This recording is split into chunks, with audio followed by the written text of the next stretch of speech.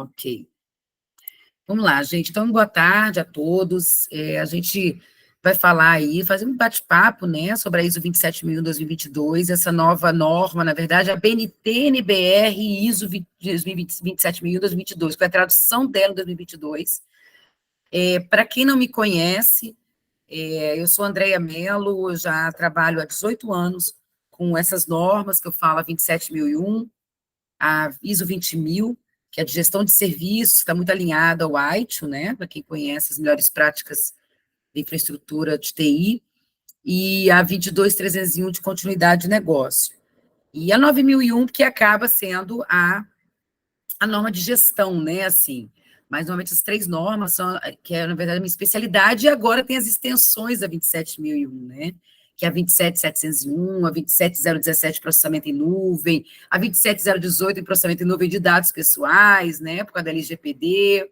Então, a gente está aí trabalhando em relação a essas normas também, e se aprofundando cada vez mais também, e com vários projetos aí rodando para poder ou certificar, ou fazer uma adequação, né?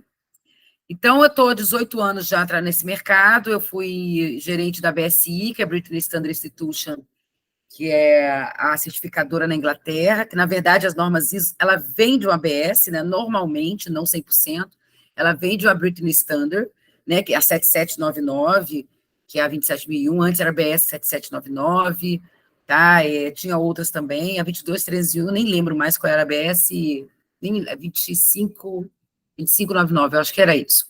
Tá, então, ela vem de uma British Standard. E aí, eu trabalhei na BSI aqui no Brasil, onde a gente comecei a falar muito sobre essas normas, né?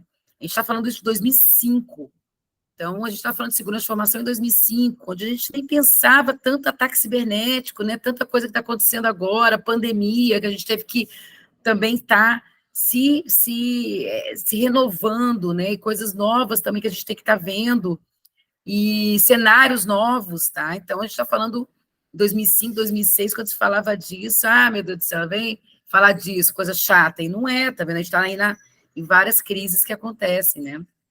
E com isso palestrei, dei treinamentos sobre essas normas, sobre esses assuntos, muito aqui no Brasil, e alguns países também da América do Sul.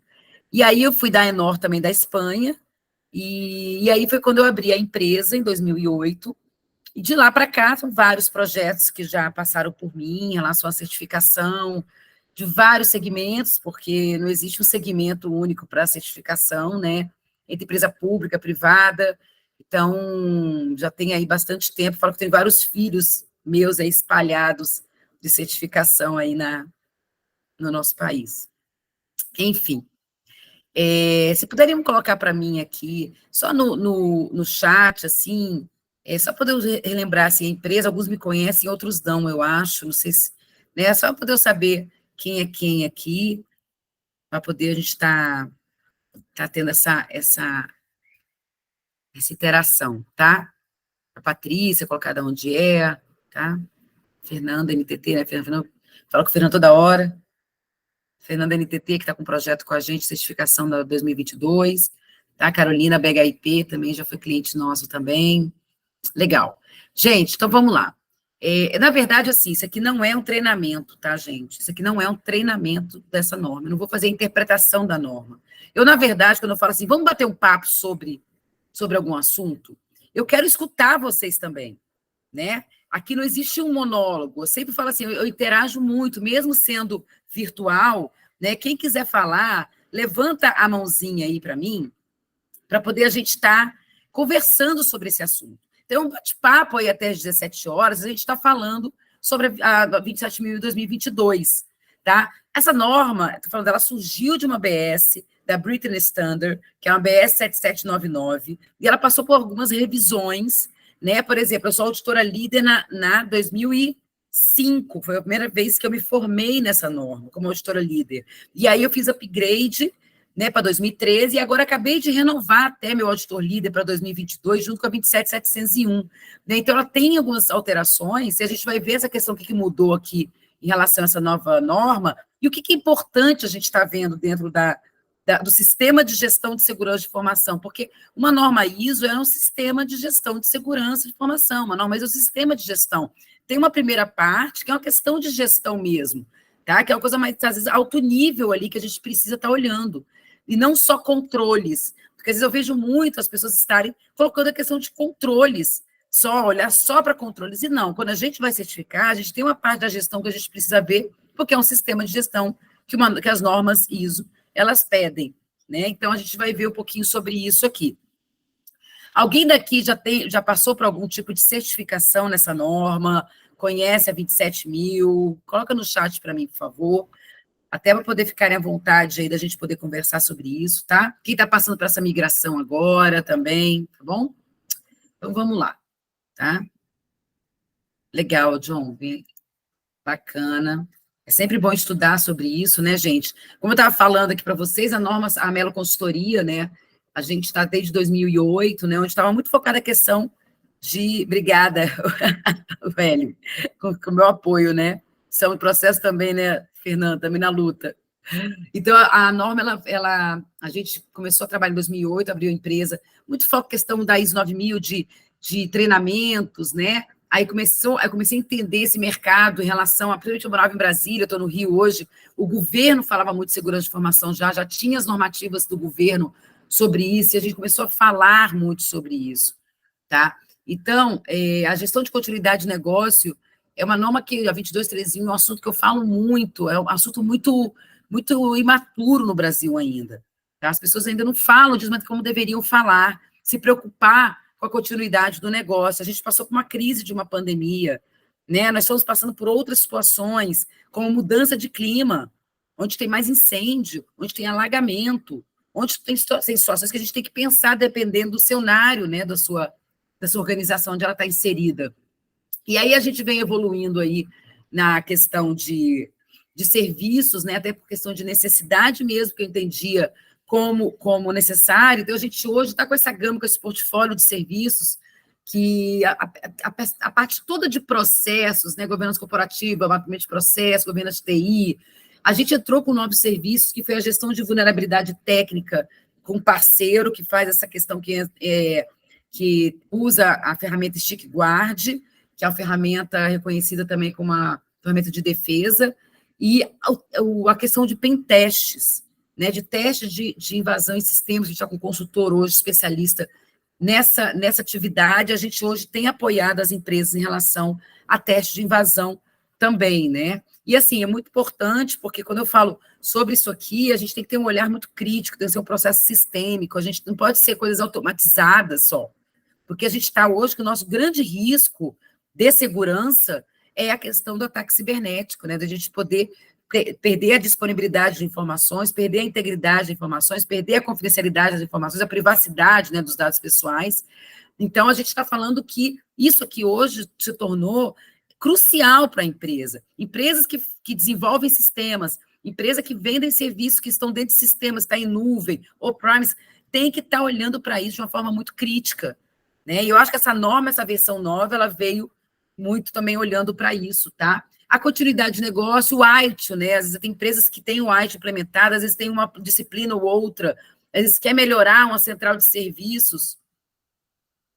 Só um minutinho, a empresa quer melhorar a questão de gestão de serviços, de um service desk, um processo de incidente, um processo de mudança, um processo de problemas. Então, a gente trabalha também baseado nas melhores práticas do ITIL, tá? A gestão de segurança de informação, a LGPD, né, o outsourcing para sistema de gestão, uma coisa que a gente notou muito em relação à questão da manutenção do sistema de gestão. Quer dizer, muitas empresas elas querem certificar, mas não tem uma pessoa que entenda para poder levar esse sistema de gestão, né, para frente. O certificado dura 3 anos.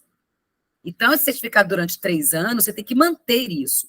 Então, a gente hoje tem um serviço de outsourcing de sistema da manutenção, nós somos o braço da manutenção do sistema de gestão, no qual a gente faz todo esse controle do que se precisa, né, interagindo com a empresa, para a gente estar mantendo o sistema de gestão. As auditorias internas, né, e gap analysis, né, sua análise de conformidade aí com processos, com normativos, o que for, tá?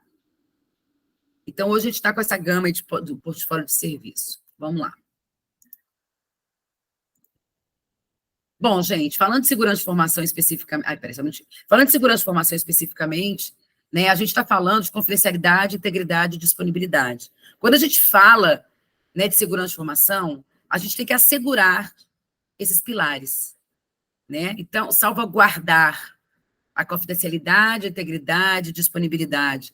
Considerando que a confidencialidade é assegurar que a informação é acessível somente às pessoas autorizadas. Isso vem muito em relação a dados pessoais, que é interessante falar isso, né? Que eu falo sempre que o dado pessoal com a LGPD, no qual eu já acompanho essa legislação há muitos anos, né? Desde a época do BSI, eu fui convidada na presença da República para poder falar sobre leis de proteção de dados de outros países, nem queriam falar do Brasil, para poder mostrar no Brasil que a gente precisa de uma legislação. E esse foi engavetado durante muitos anos, e ainda bem que saiu, porque acho que as empresas agora estão olhando com um olhar mais crítico em relação à segurança. A questão do dado pessoal em relação à confidencialidade, a gente fala de privacidade, mas você dá acesso a quem realmente vai utilizar, quem vai usar aquele dado pessoal, e não ficar aberto para tudo. Ele subiu de patamar.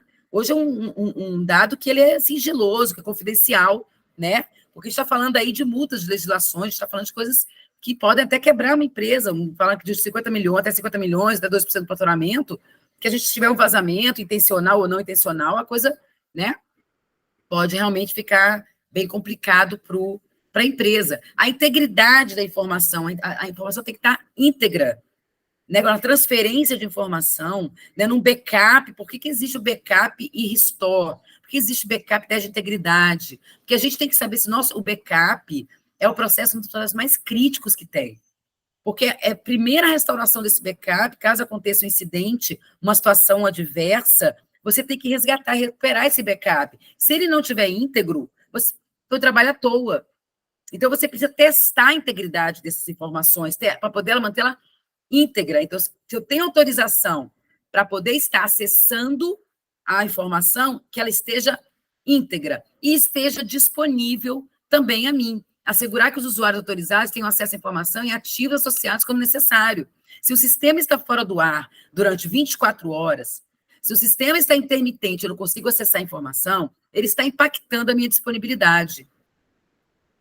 Se eu tenho um problema no meu provedor de nuvem, no qual o meu serviço ficou fora e eu não estou conseguindo acessar, eu estou com um problema na minha disponibilidade. Atingiu ali a minha disponibilidade. Né? Então, a gente precisa estar olhando para esses pilares aqui, quando a gente, por exemplo, pensa em riscos, que a gente vai falar um pouquinho sobre gestão de riscos, né? Então, é esse aqui. Vocês ficam à vontade, caso quiserem levantar a mãozinha aí, tá bom, gente? Para poder estar perguntando, interagindo, fiquem à vontade. Comigo sempre é um papo de interação, ok? A estrutura, tá, da 27.001/2022, ela vem com essa aqui, que é a primeira parte. Eu sempre falo que tem duas partes, né? A primeira parte dela, que a partir do item 4, a partir do item 4 que existe os devs, né, que deve fazer isso, que a empresa deve, no qual é certificável, a norma certificável é a norma 27.001. A norma 27.002 é um código de prática, são diretrizes, que aí vai pegar todos esses controles e detalhar como convém fazer. Convém fazer é para qualquer tipo de empresa. Tem empresas que conseguem adequar de uma forma, tem empresas que conseguem adequar de outra forma. A realidade, o cenário, é diferente de cada empresa. Cada situação é uma situação. A gente não tem como pegar uma caixinha, comprar uma caixinha lá e fazer uma implantação. E cada situação é uma situação totalmente diferente. Tá? Então, nesse caso aqui, a gente tem essa primeira parte em relação ao contexto da organização, a liderança, o planejamento, no qual o item 6 aqui do planejamento entra puramente gestão de riscos, porque gestão de riscos é o coração dessa norma, da segurança de informação. Então, ela dá toda uma metodologia que tem que ser seguida para ser considerada e executada a gestão de riscos, no qual a operação é a execução desse planejamento. Então, a gente tem a 27.005, que é uma norma de gestão de risco para a segurança de informação. E tem também a ISO 31.000, que é uma norma de riscos organizacionais, né, que dá a metodologia geral organizacional. Então, assim, eu sou uma defensora de normas ISO, gente. Eu sempre falo isso há anos. Quando você lê a norma, você entende o que ela está falando e o que ela está proporcionando, qual é o final dela em relação à melhoria contínua, consegue implementar isso, a gente consegue ver as diferenças na empresa, a gente consegue ver as melhoras na empresa, tanto em relação às pessoas que estão envolvidas, quanto em relação a controles que precisam ser feitos, em relação a processos que precisam ser definidos. Isso é claro que acontece, é notório isso. Então, eu sou muito defensora das normas ISO, assim, eu acho que elas vêm muito bem escritas e bem o direcionamento, a diretriz que a gente precisa ver de cada assunto específico, né? Então, aqui a gente tem toda a parte de planejamento que eu falei de riscos e oportunidades, né? Que ele fala também porque um risco pode me gerar uma nova oportunidade. Apoio, que vem a questão de apoio, que a gente está falando de recursos, só que o apoio aqui a gente está falando de recursos humanos, tecnológicos, né, infraestrutura, né, tudo isso, financeiro, né, dinheiro, tá? Então, o recurso aqui entra a questão de competência das pessoas, a questão da comunicação, a questão da conscientização das pessoas, a questão da informação documentada, que precisa ter um processo de controle de documentos, tá? Essa parte que o pessoal tem mais insiste, que é muito burocrático, não é questão de burocracia. Eu quebro essa questão de burocracia, assim, eu não gosto de falar de burocracia, que acho que muita ISO é burocrática, não é burocrática. A norma, ela, na verdade, organiza a casa. Documentos, as informações não podem estar na cabeça das pessoas. Ela tem que estar disponível para as pessoas que executam atividades e as pessoas que estão lá e também podem estar no futuro, porque ninguém é eterno. Né? Então, tem pessoas que vão entrar lá e precisam ter informação. Porque às vezes acontece muito, a gente vê informação na cabeça das pessoas. E a gente não pode tirar isso e colocar no papel, documentar, ver o processo, né? Fazer uma interação de processos, já que eles conversam, tá? Então, a gente entra muito nessa questão de documentos e registros, que é o quê? O registro é a evidência que a atividade foi executada. Então, isso ali é o histórico da empresa, né? Os registros que você tem que foi executada, é a evidência que foi feita, tá bom? E a operação, como eu falei, é a questão de operar o que foi planejado. Avaliação de desempenho, a gente está ali no check do PDCA, né? Que eu vou falar que toda ISO tem a questão do check, que é o planejar, fazer, checar e agir. Então, na avaliação de desempenho, a gente tem monitorar e medir indicadores, a gente tem auditoria interna, a gente tem análise crítica, né? E depois a gente tem a questão de melhoria, que não conformidades e melhoria, porque tem muita oportunidade de melhoria. E aí, com isso, você roda o seu PDCA, quando você vai planejar de novo as ações, e aí você vai implementar, vai checar se foi eficaz, e aí você roda o seu ciclo de Deming, que é o ciclo de melhoria contínua, tá? E aí, a diferença aqui, que quem conhece a norma 2013, né, essa reorganização de controles aqui, tá? Então, vamos ver um pouquinho sobre isso. Ele dividiu em 4 blocos. Ai, perdão, peraí, calma aí. Vou falar um pouquinho sobre isso aqui, depois eu volto. Ele dividiu em 4 blocos aqui, onde a nova versão, ela lista 93 controles, em vez de 114. Esse controle agora se agrupa em 4 temas, em vez de 14 cláusulas, que era A5, A6, A7, A8, A9, né? Para quem conhece, ia do A5 ao A18. Então, ele pegou esses controles, juntou em 4 blocos, sendo que acumulou alguns em um só e abriu 11 novos. Tá? Então, nenhum controle da 2013 foi eliminado. Na verdade, pegou os controles, ele juntou os controles em um só, né, o assunto, e abriu 11 novos. Então, ficou assim, quando a gente estava falando do anexo A da norma, dos controles de segurança de informação, do A5 ao A18, hoje, na norma 22, na versão 2022, tem controles organizacionais, são 37, 8 controles de pessoas, 14 controles físicos e 34 tecnológicos, tá? Voltando aqui um pouquinho sobre risco, gente, essa é a metodologia da ISO 31.000, da 27.005, né, no qual a definição do contexto é a entrada de riscos. A necessidade das partes interessadas é a entrada de risco nesse processo, no qual você vai fazer a identificação de riscos, né, você vai levantar os ativos, ver quais são as vulnerabilidades que tem, ameaças, riscos, né, avaliar os riscos, analisar, para depois você fazer o tratamento deles. O tratamento pode ser você eliminar o risco, você mitigar o risco, aceitar o risco, transferir o risco. Então, você pode estar fazendo isso nessa metodologia de processo. Diga, Hélio, por favor. Ô, André, boa tarde. Se você me permite, só fazer um comentário aqui, né? Você estava falando da importância da documentação e tal. Eu estou atualmente passando por isso exatamente agora, uma auditoria, porque A gente tem um time de desenvolvimento e o líder técnico saiu e adivinha o que aconteceu, né? Ele não deixou documentado. Pois é. E aí entra no risco que você está. Ele não deixou documentado, quer dizer, ele sai da empresa, leva tudo na cabeça e aí, né? Tá ralando. Isso, aí a gente agora... Tá ralando, né? Tá ralando, exatamente né? Isso, exemplo, tá? Então, a questão da documentação é importante por causa disso, tá, gente? A questão da gestão de riscos, assim, usando a metodologia aqui, que é o que eu uso, normalmente fazer a parte de gerenciamento de riscos, tem documentos importantes aqui, que é o procedimento da gestão de riscos, de criar uma metodologia de risco, escrever no procedimento, a declaração de aplicabilidade, onde mostra os controles que são aplicáveis e não aplicáveis, como estão implementados, aonde estão o caminho de implementação, se estão ou não, o status disso, e as justificativas. E o plano de tratamento de riscos, que é um plano de ação. Se você não está com ele implementado, qual é o seu plano de ação? Tá? Então, esse aqui são documentos obrigatórios, né, que a gente precisa ter, ok? Lembrando aqui que uma avaliação de risco, né, a gente tem que identificar os ativos e valorizar, né, a questão da valorização do ativo. Às vezes a valorização, ela vem exatamente com o nível de risco.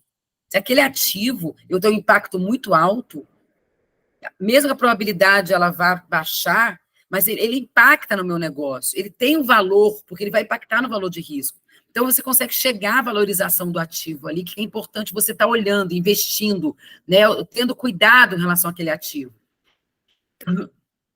Você identifica as vulnerabilidades, as ameaças, os riscos de negócio, né? A avaliação de impactos, onde, na verdade, você vai fazer os critérios para poder avaliar impacto versus probabilidade, igual a valor de risco.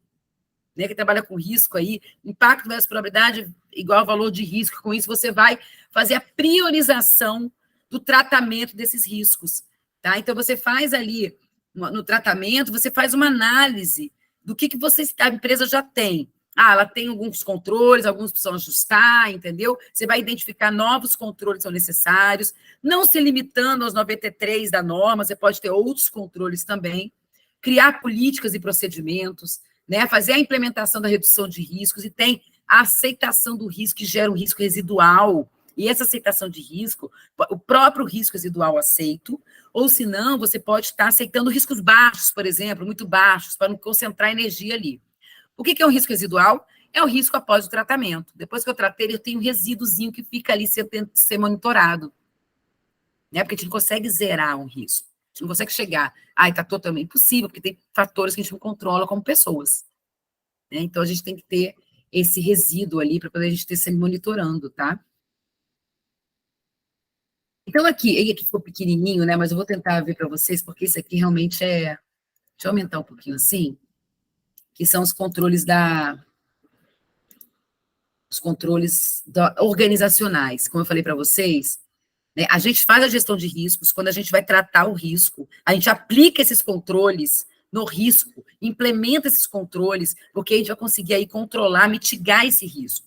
Tá? Então, aqui dentro daquele bloco, controles organizacionais, a gente tem políticas de segurança de informação, papéis e responsabilidades, segregação de funções, responsabilidade da direção, contato com autoridades, contato com grupos especiais, inteligência de ameaças, 5.6 e 5.7 são interessantes, porque esses contatos com grupos de interesse especial são fóruns de segurança, você tem grupos que você troca ideia, que você fica sabendo de novas situações. Por exemplo, o próprio governo federal, ele manda boletins sobre questões de algum evento de segurança cibernética, algum evento de segurança, algum incidente, ou alguma informação adicional.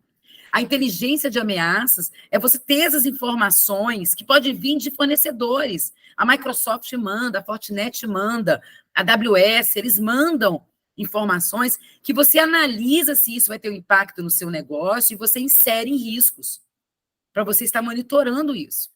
Então, é um conjunto de coisas aqui que você tem que estar fazendo o processo para poder você estar alimentando a gestão de riscos. Ela não é estática.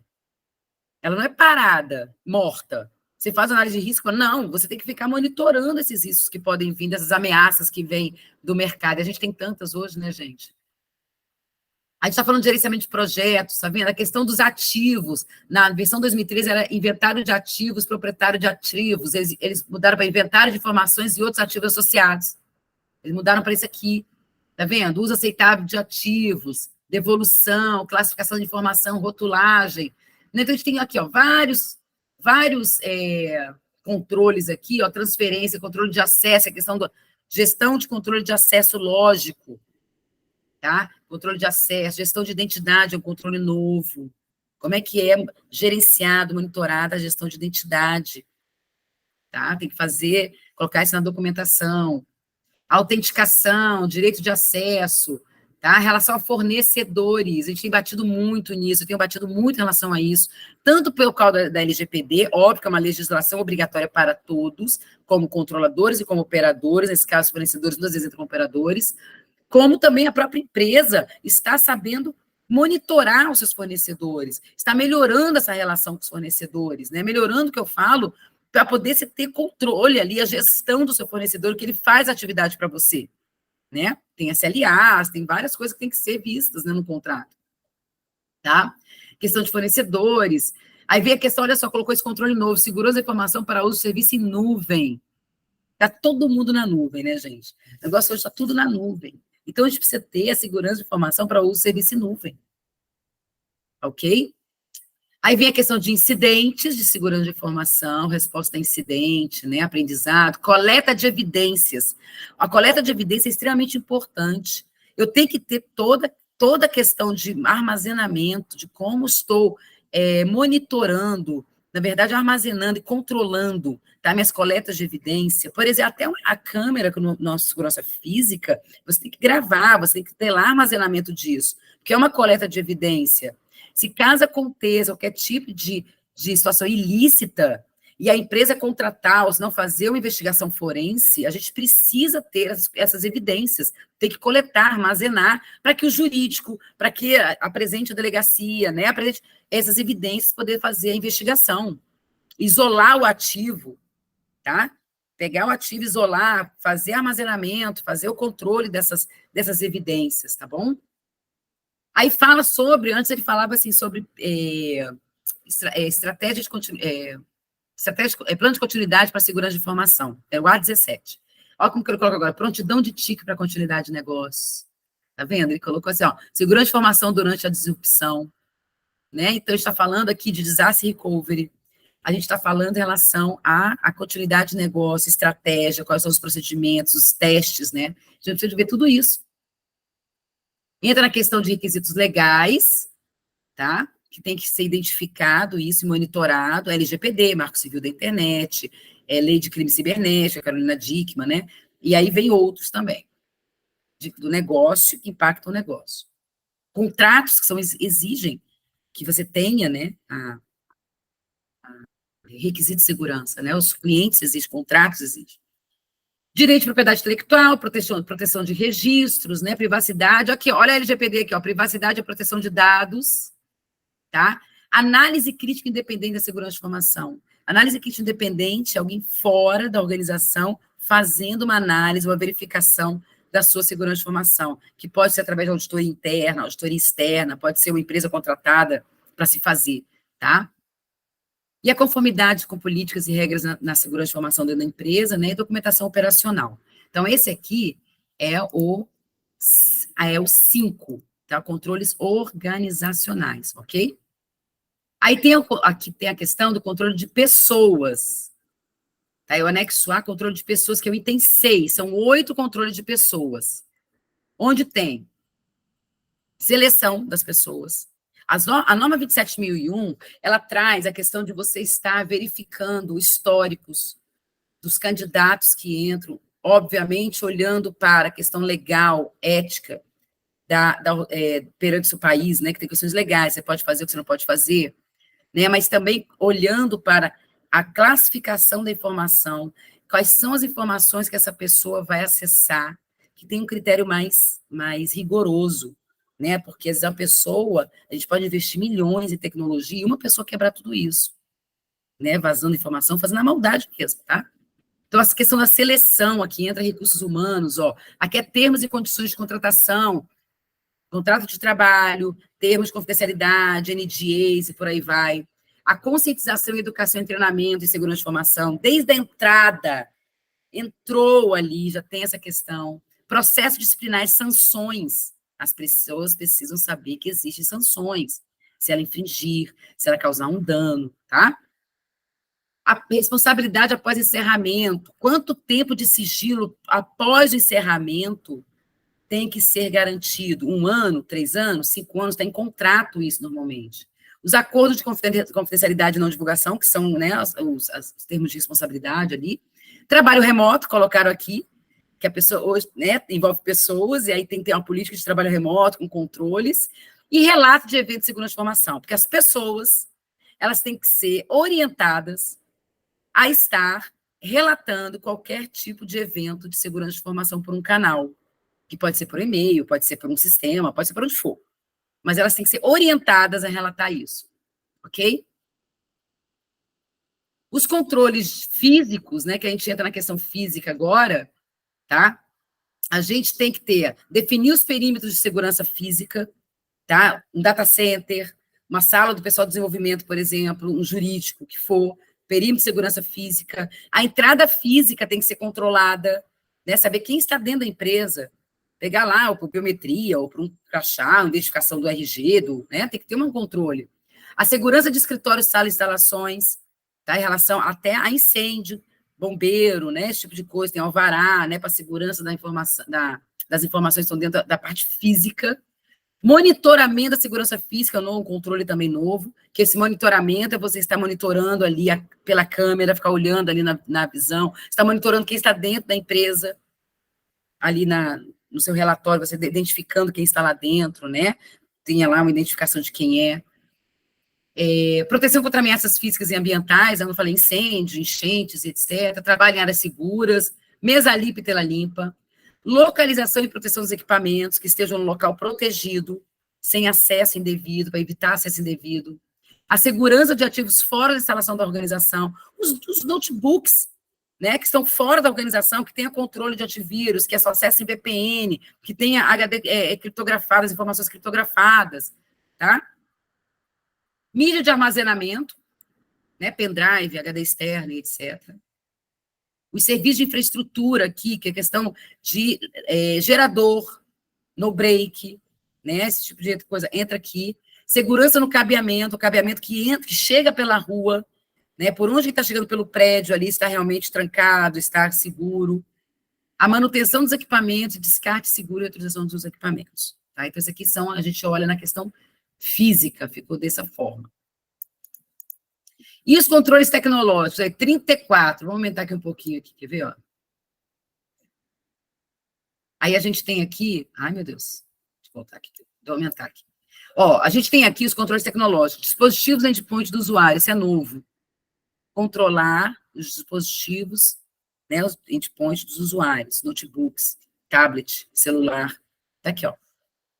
Então a gente precisa ter esse controle dos usuários. Direito de acesso privilegiado, entra naquele controle de acesso, restrição à fase de informação, acesso a código-fonte, aí começa muita questão também de desenvolvimento também, que entra código-fonte, desenvolvimento de sistemas, etc. Autenticação segura, gestão de capacidade, qual é a capacidade que você tem hoje do seu recurso tecnológico, infraestrutura e projeção futura, você tem, caso aconteça alguma demanda, porque a capacidade, a falta de capacidade num banco de dados, o que for, ele pode me causar uma indisponibilidade do serviço. Então, a gente tem que saber qual é a capacidade que nós temos. Proteção contra malware, gestão de vulnerabilidade técnica, a gente tem que saber quais são as nossas vulnerabilidades técnicas de sistema, de rede interna, tá? Para poder agir em tempo hábil. Se faça um processo sistêmico, rodando o scan de vulnerabilidade durante X tempo, 3 em 3 meses, outra 4 ao ano, para você saber quais são as vulnerabilidades técnicas que tem, porque dessas vulnerabilidades, é a abertura ali, a brecha, que pode vir de um usuário que está trabalhando remotamente para poder estar explorando isso. A gestão de configuração também é um controle novo, né? Então, assim, a questão de você saber as configurações dos seus ativos. Quem controla a configuração, por exemplo, dos notebooks? Como é que estão as configurações de servidores, de firewall? Como é que isso tem que, para poder ter uma mudança, tem que ter gestão de mudança, né? Para poder estar mudando. Então, isso tudo está vindo aqui, nesse requisito. Olha só, exclusão da informação, mascaramento e prevenção de vazamento de dados é o quê? LGPD, tá? São 3 novos, tá? Aqui é LGPD, pura, tá? O mascaramento de dados, a criptografia, concorda? É um tipo de mascaramento de dados, né? Que a gente tem o mascaramento estacionado nos bancos de dados, né? Ou se não, em trânsito. É um mascaramento de dados. Backup, como eu falei já, backup é extremamente importante, não existe backup sem teste de integridade, não existe, tem que fazer teste de integridade, fazer uma política de backup. A redundância dos recursos de tratamento de informação, a questão da redundância, a gente está falando de disaster recovery, a gente está falando de você estar tendo um ambiente para poder estar levantando, né, você replicar o seu backup em outro local, tudo isso. Os logs, coleta de evidência, lembra que eu falei coleta de evidência, logs de usuários, log de administradores, os logs de entrada física, tem que ter os logs, as atividades de monitoramento, né? Sincronização de relógio, uso de programas utilitários privilegiados. Na verdade, os programas utilitários, às vezes são programas que, às vezes, vem muito no celular isso, mas aqueles de fazer scan em disco, para poder estar liberando espaço. Aí o pessoal baixa isso aí, e aí sobrepõe algum tipo de sistema. Então, tem que ter um controle de instalação de software, tem que ter um controle de relação a programas utilitários. O pessoal não pode sair instalando tudo que pode. Normalmente, as empresas têm uma blacklist, uma whitelist ali, para poder estar... Já o básico se coloca no notebook, e o restante tem que pedir autorização. Tá? Não pode ficar baixando, até porque pode causar um risco ali, um incidente com sistemas que você está trabalhando. Exatamente a instalação de software que eu estava falando, segurança em redes, né, gente? Serviço de rede, segregação de redes, filtragem da web, está aqui 8.23, tá? Também ele é novo. Uso de criptografia, aí vem seguro, questão de desenvolvimento seguro. Ciclo de vida de desenvolvimento seguro, que empresas que desenvolvem sistemas têm que ver segurança de informação desde o início ao fim. Tá? Olhando para a LGPD aqui, a gente está falando do Privacy by Design, Privacy by Default, lembra que começa desde o início, olhando para dados pessoais, como é que está seguro e etc. Aí vem requisitos de segurança de aplicação, princípios de arquitetura, né? Sistemas, codificação segura, testes, tá? Teste de funcionalidade, teste de segurança, teste de aceitação, aceitação de sistemas. Desenvolvimento terceirizado, no caso, quando empresas terceirizam, tem que estar monitorando e vendo as entregas. A separação dos ambientes, gestão de mudança, informação de testes e proteção de sistemas durante o teste da auditoria. Então, aqui a gente está com esses aqui que estão dentro dos controles tecnológicos, completando 93 testes, 93 controles, tá, gente? Então, olha só, os novos controles: inteligência de ameaça, segurança de informação para uso de serviço em nuvem, prontidão de TIC para continuidade de negócio, monitoramento de segurança física, gerenciamento de configuração, exclusão de informação, mascaramento e prevenção de vazamento de dados, atividade de monitoramento, filtragem e codificação segura. Então, a gente aqui está falando desses 11 novos controles que essa versão veio, tá? E aí, na 27.002, na verdade, essa aqui é bem interessante isso, porque ele fala dos atributos, dos controles, né? Então, tipo de controle, a gente tem lá o controle 5.1, política de segurança de informação. Ele é o quê? Ele é um preventivo. Todo mundo tem que conhecer a política de segurança de informação, porque é ele que me dá as diretrizes, ele é preventivo, né? Qual é a propriedade? Ele vai salvaguardar o quê? A confidencialidade, integridade, disponibilidade, conceito de segurança cibernética, tá? Ele vai identificar, vai proteger, vai detectar, vai responder ou recuperar esse controle. Ele vai fazer o quê? Capacidades operacionais. Ele é o quê? De governança, é gestão de ativos, segurança física. Então, você vai montando seus controles ali, olhando para a questão dos atributos que eles têm. Domínio de segurança, de governança, de proteção, de defesa, de resiliência. Normalmente, eu tenho até usado muito a questão agora, até na nova versão que tem que falar do software que eu desenvolvi na pandemia, que é o MMRISC, que é um software de gerenciamento de riscos, totalmente customizável, está adequada à ISO 27001-2022. A gente já tem a plataforma 2013, tem clientes certificando ainda nesse final de ano, mas já está toda adequada para 2022, com esses controles. E eu tenho focado mais na questão da propriedade e segurança de informação e o tipo de controle. tá? Que é preventivo, detectivo e corretivo, e lá na 27.000/2002 te dá exatamente já essa leitura do que tem, tá ok? Então, isso é bem interessante também de controles. Ok, pessoal? Isso era o que eu queria falar com vocês. Apresentar, e agora dúvidas. Vamos lá, estou à disposição. Jéssica, pode ir. André, até a data para a gente fazer esse upgrade da norma?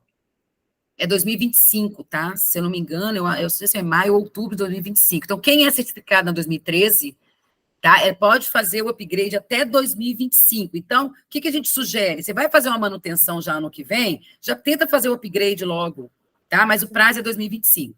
Tá bom, obrigada. Tá, nada. Vamos lá, Hélio. Quem se certificou na 2013, né? Na versão 2013, a gente trabalhava com o conceito de domínios, certo? 14 domínios, né? 114 controles. E existe algum deparo, assim, para essa nova reclassificação que eles fizeram para 2022, que ela está bem semelhante ao NIST, né? Eu acho que se baseou no NIST, né? Não saiu nenhum deparo, na verdade, estão montando isso e apresentando assim, entendeu? Não tem nada da norma, né, falando assim, você procurar, você vai ver alguns deparos que estão na internet, tá? Mas se você lê a 2013 e vê a 2022, você vai ver que muitos controles estão agrupados em um só. Eu te falei, o A17 fala de continuidade de negócio, que é o planejamento, implantação, testes, ele colocou de outra forma aqui, mas é para ter, não foi excluído. Uhum. Foi melhorado, na verdade, né? Foi melhorado, na verdade, até porque tem que atualizar, né? Tem que ir atualizando. Tá joia, obrigado. Alguém mais, gente? Tenha dúvidas? Vamos lá, Jéssica. Só mais uma. Por favor. Então, só foi agrupado os controles, mas só que exclusão não teve nenhuma. Não. Só não teve exclusão. Exatamente. Tá, teve um agrupamento e surgiram 11 novos. Tá bom, obrigada, viu? Patrícia? Oi, boa tarde. Eu tenho uma dúvida com relação a um requisito. Será que pode ser também? Pergunta sobre requisito? Né? Vamos lá, qual é? É o 6.1, que é sobre a questão de seleção, né? Controle de pessoas. Sim. Aqui fala sobre essa questão de verificações de antecedentes de todos os candidatos a serem contratados, né? E aí fala de acordo com as leis, regulamentos. E aí, esse requisito, eu queria entender se ele tem mais uma tendência, né, de antecedentes, por exemplo, da parte criminal mesmo, né, verificação de históricos criminais, se é nessa pegada, né, porque ele menciona aqui, talvez, de acordo com as leis, regulamentos, qual linha, né, que esse requisito, assim, mais faz sentido? Patrícia, aí depende muito do negócio da empresa, tá? Então, quando a gente fala de verificações, de antecedentes, por exemplo, pode ser uma verificação de currículo, né? Você está ligando, né? Confirmando que a pessoa trabalhou na empresa, né? Se teve alguma coisa, né? O recurso humano faz isso. Dependendo do negócio da empresa, às vezes dá uma olhada em relação à verificação criminal, entendeu? Tem até, assim, depende muito, bancos às vezes podem fazer a questão de Serasa, entendeu? Então, depende muito do que você vai querer ver, mas o que é importante é estar identificando os cargos que têm acesso à informação confidencial, sigilosa, que tem, né, o acesso a muitas informações, para aqueles cargos, eles terem com maior critério em relação à seleção, tá? E não passar no mesmo trilho do normal.